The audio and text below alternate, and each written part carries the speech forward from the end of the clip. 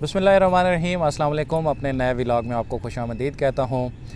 धरना और अब एक और धरना। गुज़श्ता रात मैंने आपको अपने व्लॉग में बताया था कि तहरीक लब्बैक की जानिब से अपनी जो मिलाद पाक की महफ़िल थी उसको उन्होंने धरने की शक्ल दे दी है और अब लाहौर में जो मुल्तान रोड है उसको ब्लॉक कर दिया गया है।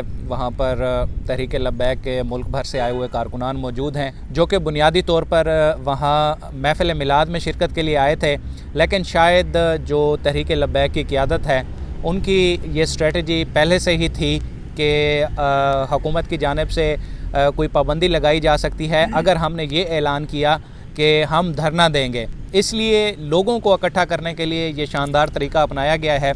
लेकिन अब आगे क्या होगा, क्योंकि धरने तो पहले भी बहुत हुए हैं।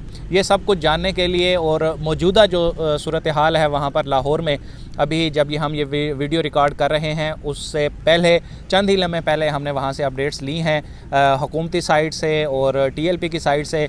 दोनों साइड का जो वर्जन है वो इस वीडियो के ज़रिए हम आप तक पहुँचाएँगे। नादिर बलोच साहब हमारे साथ मौजूद हैं, बड़ी गहरी नज़र रखते हैं इन तमाम मामलात पर, करंट अफेयर्स के जितने भी हैं, ख़ासतौर पर तहरीक लब्बैक के मामले से। तो इनको पल पल की ख़बर जो है अपडेट्स आ रही होती हैं, तो इसलिए मैंने इनसे रिक्वेस्ट की कि आज इनके साथ ये व्लॉग किया जाए। बहुत शुक्रिया नादिर भाई, आपने टाइम दिया। जी वेलकम। तो धरने से आगे क्या है, मेरा बुनियादी सवाल ये है कि धरने तो अब तहरीक लब्बैक का जैसे एक लेबल नहीं बन गया कि धरना धरना धरना, तो हुकूमती सतह पे और तहरीक लब्बैक की सतह पे मसला एक है कि हुर्मत रसूल की बात है। और अभी हम देखें कि हुकूमत ने जितने बड़े लेवल पे ईद मिलादुन्नबी का जश्न मनाया है, इसकी तारीख़ में मिसाल नहीं मिलती। तो मामला क्या है, क्यों लोगों ने इसको अना बनाया हुआ है और किसने अना बनाया हुआ है आपके मुताबिक? देखें अपना इमरान, बात यह है कि हमें फैक्चुअल बात करनी चाहिए।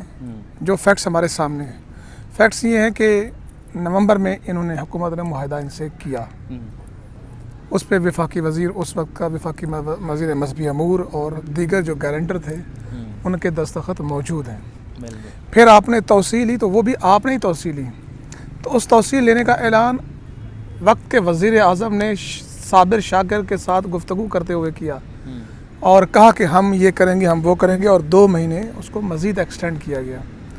फिर हमने देखा कि जब 2 महीने मुकम्मल हो रहे थे, 20 अप्रैल का ये वक्त था, तो फिर इन लोगों ने उस वादे के ऊपर, वो देखें वो जो आपने मुआहदा किया सही या गलत, इसमें आप और मैं नहीं पढ़ते हैं।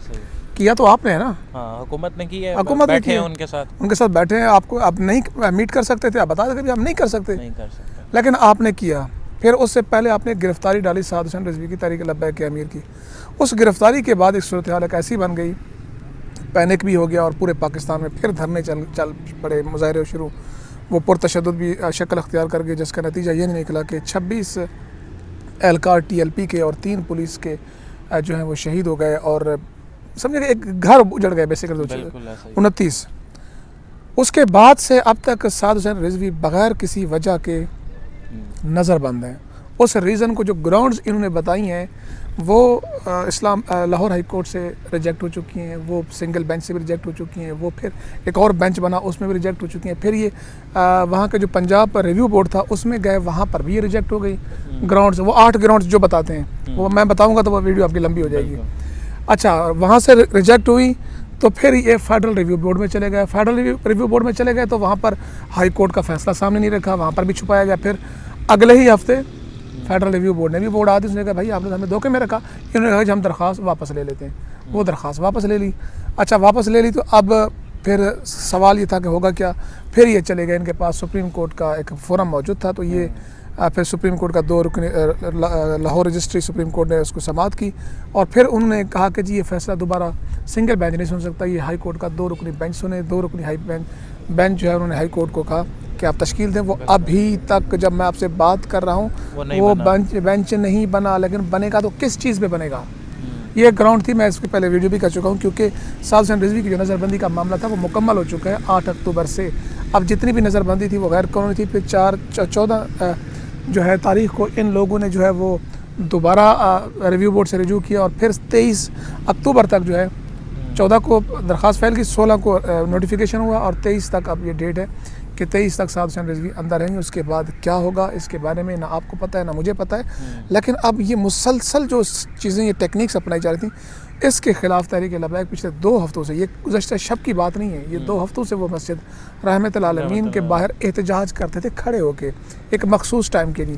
اس کے بعد انہوں نے گزشتہ شب فرق یہ ہوا کہ اس کو دھرنے میں تبدیل کر دیے اس احتجاج کو. لیکن اب حکومت کی کیا حکمت عملی ہوگی؟ آپ کے پاس کوئی ایسی خبر ہے کہ حکومت نے ان کے ساتھ کوئی رابطہ کیا ہے, کوئی وفد آیا ہے مذاکرات کے لیے, کیسے ٹیکل کریں گے؟ کیونکہ اگر روڈ بند ہوگا تو وہ بڑا مرکزی ایک شاہراہ ہے جس پر ٹریفک کا دباؤ بھی بہت زیادہ ہوتا ہے. وہ کل سے ہو چکا ہے دباؤ, ظاہر ہے کہ وہ دھرنا چل رہا ہے وہاں پر, اس کے گزرنے میں سارے روڈ بند ہیں. سوال یہ ہے کہ حکومت کے لیے مشکل کیا ہے. یہاں پر 3 میں نے کل خبر بھی بریک کی تھی کہ 3 جو رکن شورا کے ارکان تھے وہ یہاں پر آئے تھے, ان سے ملاقات ہوئی. انہوں نے 23 تاریخ تک ڈیٹ دی ہے. کس چیز کی؟ 23 کرو عید میلاد النبی. کہا تھا کہ عید میلاد النبی تک ہم کر دیں گے, آپ احتجاج کی طرف نہ جائیں. کیا کر دیں گے کہ سعد رضوی کو رہا کر دیں گے, نظر بندی ختم کر دیں گے. نظر بندی کے بعد 20 FIR بھی پڑی ہیں انسداد دہشت گردی کی, وہ پھر اس پہ حکومت کے پاس تو بڑے آپشنز ہوتے ہیں. حکومت وقت جیسا بڑی پاورز ہوتی ہیں. تو بہرحال یہ ایک صورتحال ہے کہ وہاں پر ابھی مجھے جو پتہ چلا, میں آپ کے ساتھ خبر بریک کر دیتا ہوں, وہ یہ ہے کہ پنجاب حکومت نے, محکمہ داخلہ پنجاب نے, راجہ بشارت نے ایک اہم اجلاس طلب کر لیا ہے اس ساری سچویشن کے, کیونکہ اس کے بعد انہوں نے 21 کے بعد اگلے لائحہ عمل کا اعلان کرنا ہے. تو اب نئے لائحہ عمل میں جو میری ذرائع کہتے ہیں وہ یہ ہے کہ لانگ مارچ شامل ہے. وہ ان کی اب دیکھیں نا, یہاں پہ مرکز میں کیا چل رہا ہے آپ کو پتہ ہے. یہاں پر یہ بھی باتیں ہیں کہ جناب ایک پیج پہ نہیں ایک صفحہ پھٹ چکا ہے, تو ایسی صورتحال میں کس کے فائدے میں جائے گی؟ تو حکومت کو سوچنا چاہیے اس کے اوپر. بالکل, میری بھی تحریک لبیک کے جن اراکین سے بات ہوئی ہے موسٹلی تو یہ کہہ رہے ہیں کہ جی اب اس جو لاہور کا دھرنا ہے اس کو ایکسٹینڈ کیا جائے گا, ملک کے دوسرے شہروں تک بھی پھیلایا جائے گا. جیسے پہلے ہوا تھا کہ جب سعد رضوی کی گرفتاری ہوئی تھی تو اس وقت بھی تقریباً پورا ملک جو ہے وہ جیم ہو چکا تھا. تو لیٹس سی کہ اب آگے کیا حالات بنتے ہیں. لیکن نادر بھائی, یہاں پہ کوئی آپ کو یہ نہیں لگتا کہ کسی ایک کی انا کا مسئلہ ہے؟ انا تو پھر اگر اس کی بات کریں گے تو پھر وہ انا تو عمران خان ہے.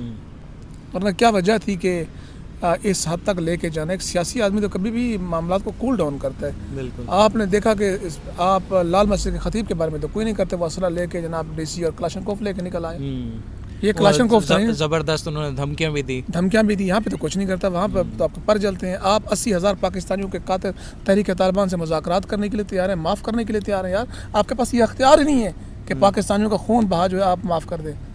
تو یہ تو بیچارے سیاسی لوگ ہیں, غلطیاں کس سے نہیں ہوتی یار, آپ سے بھی ہوتی ہیں. آپ پر بھی انسداد دہشت گردی کی FIR تھی یہاں پر پارلیمنٹ حملہ اور PTP حملے کے اوپر. مجھے یہ بتائیں کہ اب اگر ان کے معاملات کسی جگہ پہ جا کے سیٹل ہو جاتے ہیں تو ایک جو تحریک لبیک کا مین مطالبہ تھا کہ جی فرانس کے سفیر کو نکالیں, وہ اختصار کے ساتھ اتنا بتا دوں کہ وہ معاملہ صرف اتنا تھا کہ پارلیمان میں پیش کر دیں, اور وہ پارلیمان میں پیش ہو چکا ہے, اس پہ بحث ہونی ہے. وہ مطالبہ ادھر کا ختم ہو چکا ہے. ابھی کا جو مطالبہ ہے وہ صرف یہ ہے کہ حافظ سعد رضوی اور دیگر جو TLP کی شورا کے اراکین ہیں جو اس وقت نظر بند ہیں یا کوئی گرفتار ہیں, ان کی رہائی جو ہے عمل میں لائی جائے. انشاءاللہ اس حوالے سے مزید جو اپڈیٹس ہوں گی وہ بھی آپ تک پہنچاتے رہیں گے, شیئر کرتے رہیں گے. آپ تک کے لیے اتنا ہی. Thank you so much.